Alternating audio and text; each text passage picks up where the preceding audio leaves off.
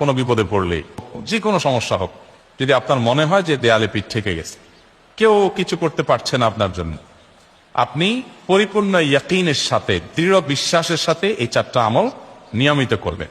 ইনশাআল্লাহ গুলি মিস হতে পারে, আপনার দোয়া মিস হবে না। আমি এমন এক ভয়াবহ বিপদে আছি যা থেকে উত্তরণের কোনো পথ আমার সামনে খোলা নাই, এমন কোন আমল শিখিয়ে দিবেন যে আমলের মাধ্যমে এই ভয়াবহ বিপদ থেকে আমি রক্ষা পেতে পারি।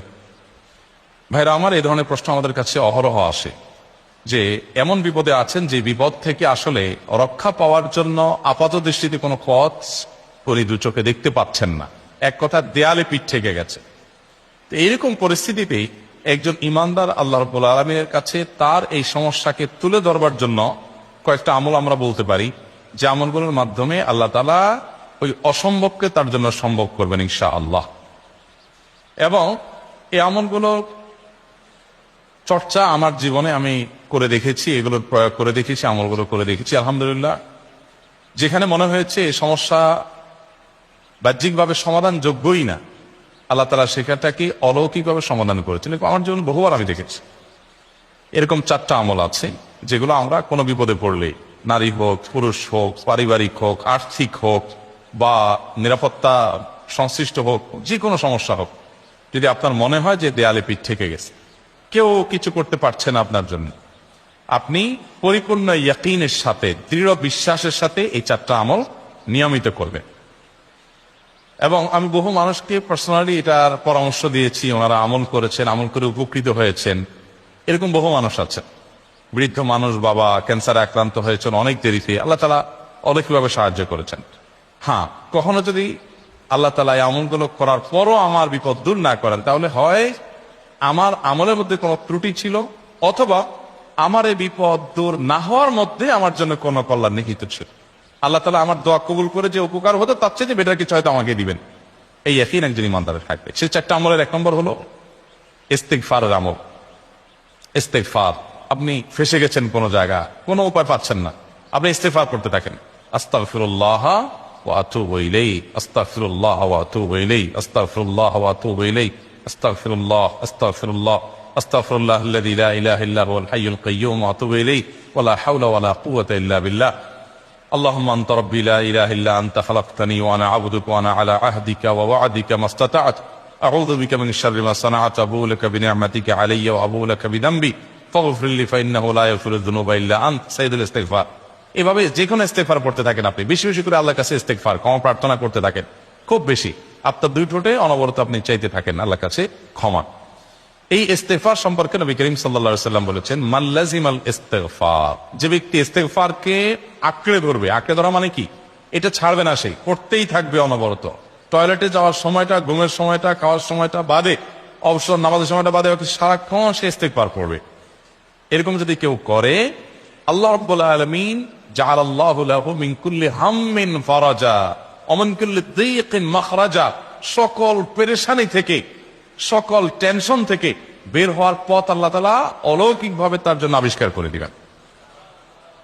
এবং আমি আমার জীবনে যেটা বলেছিলাম, বিস্তারিত বলতে চাই না, এরকম পরিস্থিতি আসছে যে চোখের সামনে কোনো আপাতত রক্ষার কোনো পথ আর খোলা নেই, এমন ভয়াবহ বিপদ।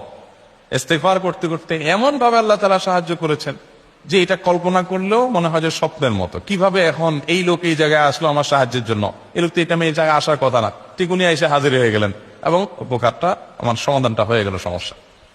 তো আলহামদুলিল্লাহ, বহুবার আমি পরীক্ষা করেছি, আর আমার পরীক্ষার 2 পয়সার দাম নাই, হাদিসে বলা আছে, গ্যারান্টি দেওয়া আছে, আমার পরীক্ষা করলেই কি না করলেই। তাহলে একটা আমল হলো কি, ইস্তিগফার। সব সময়ের জন্য এটা কন্টিনিউয়াস করবেন, আর এমনি অবসর সময় ইস্তিগফার করবেন। আরবদের মধ্যে সৌন্দর্য আছে, তারা বিভিন্ন ডাক্তারের ওয়েটিং রুমে বা বিভিন্ন জায়গায় মানুষ যেখানে অপেক্ষা করে পাবলিক প্লেসগুলোতে লিখে রাখে ইস্তিগফার করুন, আপনার হাইওয়ে গুলোর পাশে লেখা থাকে ইস্তিগফার করুন, এবং তারা আসলে একটু পরপর দেখা যায় ইস্তিগফার করে। ভালো মন্দ গুণ সবার মধ্যে আছে, তাদের এই ভালো গুণটা আছে, ইস্তিগফার বেশি বেশি করা। আমরা ইস্তিগফার সচরাচর এইভাবে অনবরত অবসর সময় করার অভ্যাস অনেকের মধ্যেই নাই, আমরা এটা চালু করবো ইনশাআল্লাহ। বিশেষ করে যখন কোনো সমস্যা হবে তখন ইস্তিগফার চলতে থাকবে মুখে অনবরত, ধীরে ধীরে মহব্বতের সাথে নিজেকে, নিজের পাপ অপরাধগুলোর কথা স্মরণ করে আল্লাহর কাছে মাফ চাইতে থাকবে, পেরেশানি দূর হবে ইনশাআল্লাহ। 1 নাম্বার 2, দুরুদ নবী করিম সাল্লাল্লাহু আলাইহি সাল্লামের প্রতি দুরূদ পাঠ করা, এটা যদি আপনি নিয়মিত করতে থাকেন মহব্বতের সাথে, আল্লাহুম্মা সাল্লি আলা মুহাম্মদ ওয়া আলা আলি মুহাম্মদ কামা সাল্লাইতা আলা ইব্রাহিম ওয়া আলা আলি ইব্রাহিম ইন্নাকা হামিদুম মাজিদ, আল্লাহুম্মা বারিক আলা মুহাম্মদ ওয়া আলা আলি মুহাম্মদ কামা বারাকতা আলা ইব্রাহিম ওয়া আলা আলি ইব্রাহিম ইন্নাকা হামিদুম মাজিদ।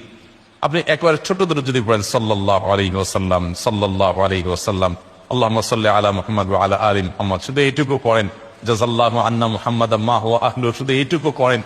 আপনি এভাবে যে কোনো দুরূদ নবী করিম সাল্লাল্লাহু আলাইহি ওয়াসাল্লাম যদি পড়েন এবং পড়তে থাকে অনবরত, ইস্তিগফারের পাশাপাশি দুরূদের ক্ষেত্রে নবী করিম সাল্লাল্লাহু আলাইহি ওয়াসাল্লাম বলেছেন যে এইটা তোমার জন্য যথেষ্ট হয়ে যাবে। তুমি যদি আল্লাহর কাছে আর কোনো দোয়া করতে না পারো, শুধু দুরূদটা পড়ো, তোমার সব পেয়ে যাবে, কিচ্ছু লাগবে না। এক সাহাবী বলছেন, রাসূলুল্লাহ, আমার দোয়ার মধ্যে দুরূদ কত পার্সেন্ট রাখবো? আমি তো আমার অনেক কিছু আল্লাহর কাছে চাইবো, দুরূদ মানে তো নবীজির জন্য দোয়া, মানে আমার জন্য তো আমি দোয়া করবো, আপনার জন্য দোয়া কত পার্সেন্ট করবো? 1/3, 1/4, তারপরে হাফ, এবার বিভিন্ন পার্সেন্টেজ বলছিলেন তিনি। নবী করিম সাল্লাল্লাহু আলাইহি ওয়াসাল্লাম বলেছেন যে হ্যাঁ, এর বেশি করতে পারলে আরো ভালো। তো ভদ্রলোক এর বেশি, ওই সাহাবী রাদিয়াল্লাহু তাআলা আনহু, তিনি এর বেশি বাড়াতে একটা পর্যায়ে বলছেন যে আমি সব দোয়া আপনার জন্য করি। নবী করিম সাল্লাল্লাহু আলাইহি ওয়াসাল্লাম বলেছেন তাহলে তোমার আর কোনো দোয়াই করতে হবে না, এর মধ্যে সব দোয়া চলে আসবে। কারণ আপনি যদি বলেন আল্লাহ আপনার নবীর প্রতি আপনি রহমত নাজিল করেন, আপনার নবীর প্রতি আপনি শান্তি নাজিল করেন, আপনি যেটা দোয়া করেন, তো আল্লাহকে আল্লাহর নবীর প্রতি আপনি রহমত নাজিল করতে বললে আল্লাহ তাআলা আপনার প্রতি রহমত নাজিল করবেন কি করবেন?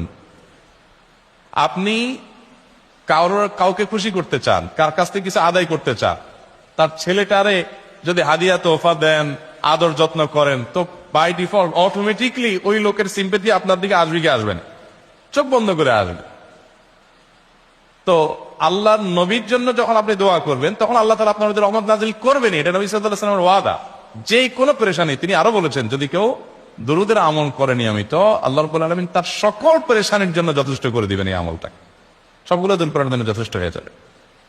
এই দুরূদের আমলটা আমি দেখেছি সুবহানাল্লাহ গুলির মতো কাজ করে। আজকের ঘটনা, এক ভদ্রলোক সকালে একটা টেলিভিশন চ্যানেলে, বেসরকারি চ্যানেলে প্রোগ্রাম শেষ করে নামছিলাম লিফটে, তো উপস্থাপক উনি বলছিলেন যে ভাই, মানে দুরূদের আমল করে আমি কিছুদিন আগে একটা ইয়াতে মানে এমন একটা অবস্থা যে এইটা থেকে বের হওয়ার কোনো পথ আর নাই, শুরু করলাম দরুদ অনবরত, এরপরে আল্লাহ তাআলা আমাকে এমন ভাবে উদ্ধার করলেন আমি কল্পনা করতে পারি।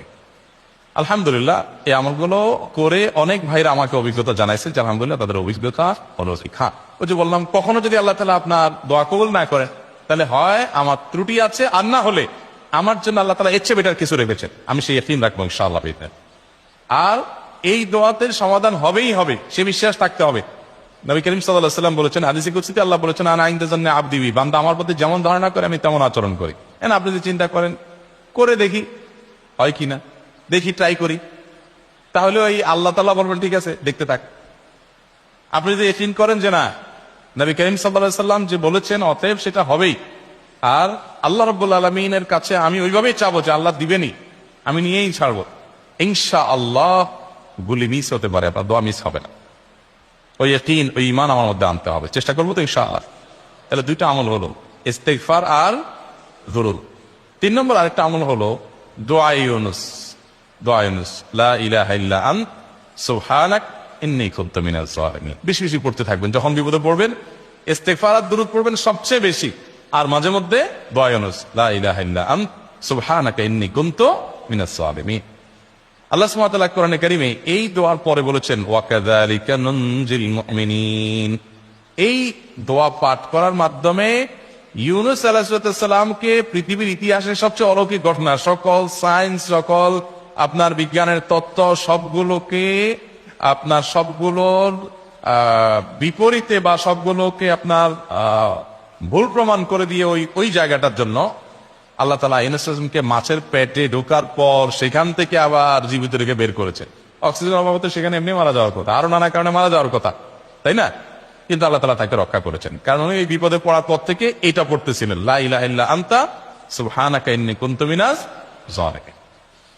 তো আল্লাহ তাআলা কোরআনে বলেছেন এটা ইউনুস, তার নবী ইউনুস আলাইহিস সালামকে আল্লাহ তাআলা এটার মাধ্যমে রক্ষা করেছেন, সেটা তার জন্য খাস না, এটা তার জন্য স্পেশাল না, বরং আল্লাহ বলেছেন ওয়া কাযালিকা নুনজিল মুমিনিন, এটা দিয়ে আমি তাকে রক্ষা করেছি, একইভাবে ঈমানদারদেরকেও এটার মাধ্যমে রক্ষা করব। এটা বড় অস্ত্র পেয়ে গেলাম। দোয়া বেশি বেশি একটু পড়বো ইনশাআল্লাহ, লা ইলাহা ইল্লা আনতা সুবহানাকা ইন্নী। আমার দেশে আবার দেখা যায় বিপদ হয়ে গেলে তখন হুজুর মানা করে যে ভাই আপনারা সবাই মিলে এটা 1 লাখ বার পড়ে দেন, 100 লাখ বার পড়ে দেন, টাকা দিমু আপনারা পড়ে দেন। আপনারটা আপনি পড়বেন ভাই, হুজুরদের কাছে দোয়া চান সমস্যা নাই, আর হুজুরদেরকে হাতায়া টাকা দিবেন করে, এমনি টাকা দিবেন না দিয়া। আর এই দোয়া নিজে নিজে করতে থাকবেন। ইউনূস আলাইহিস সালাম ওই সময় কি লোক ঠিক করছিলেন যে ভাই আপনারা সবাই দোয়া ইউনূস পড়েন, আমি গেলাম, আমি মাছের পেটে গেলাম, আপনারা বসেন সবাই দোয়া ইউনূস পড়া দেন, করছেন উনি? ওনারটা অনেক করছেন, তো আপনারটা আপনি শুরু করবেন দোয়া ইউনূস না। 4 নম্বর আমল হলো ইয়া যাল জালালি ওয়াল ইকরাম, এটা বেশি বেশি করে পাঠ করবেন। নবী করিম সাল্লাল্লাহু আলাইহি ওয়াসাল্লাম বলেছেন আলিজু বিয়া যাল জালালি ওয়াল ইকরাম, ইয়া যাল জালালি ওয়াল ইকরাম, এইটাকে তোমরা আঁকড়ে ধরবে। ইয়া যাল জালালি ওয়াল ইকরাম মানে কি? এটা আল্লাহকে ডাকা, আর কিছু না। এবং হাদিসে বর্ণিত দোয়া, এটা মাসনুন দোয়া। ইয়া যাল জালালি ওয়াল ইকরাম মানে হে মহা ক্ষমতার অধিকারী, প্রতাপশালী এবং সম্মানের মালিক। এটা বলার মানে হলো আল্লাহর কাছে নিবেদন করা, যেহেতু আপনার প্রতাপ আছে, আপনার জালাল আছে, আপনার বড়ত্ব আছে, এই বড়ত্বের অধিকারী এবং হে সম্মানের অধিকারী, আপনার যেহেতু আল্লাহ তাআলা এটা, আপনার যদি এটা আছে, অতএব হে আল্লাহ আপনি আমাকে এটা দান, আপনার সেখান থেকে আমার প্রতি রহম করুন, আপনার সেখান থেকে আমাকে, আপনার বড়ত্ব থেকে আমাকে আপনি হেফাজত করুন, আপনার একরাম থেকে আমাকে আপনি, তা দিয়ে আপনি আমাকে গ্রহণ করুন। তো সেই দোয়া আল্লাহ তাআলার কাছে নিবেদন করতে পারি, ইয়া যাল জালালি ওয়াল ইকরাম। এর পাশাপাশি তাহাজ্জুদের নামাজ এবং যে কোনো নফল নামাজ, কারণ নবী সাল্লাল্লাহু আলাইহি ওয়াসাল্লাম ইজা হাযাবাহু আমরুন সাল্লা, নবীজি সাল্লাল্লাহু আলাইহি ওয়াসাল্লামের কোন পেরেশানি শুরু হলে আগে ওযু করে 2 রাকাত নামাজ পড়তেন, ওযু করে 2 রাকাত নামাজ পড়তেন। আমাদের যখন পেটে ব্যথা শুরু হয়, আগে কার কথা মনে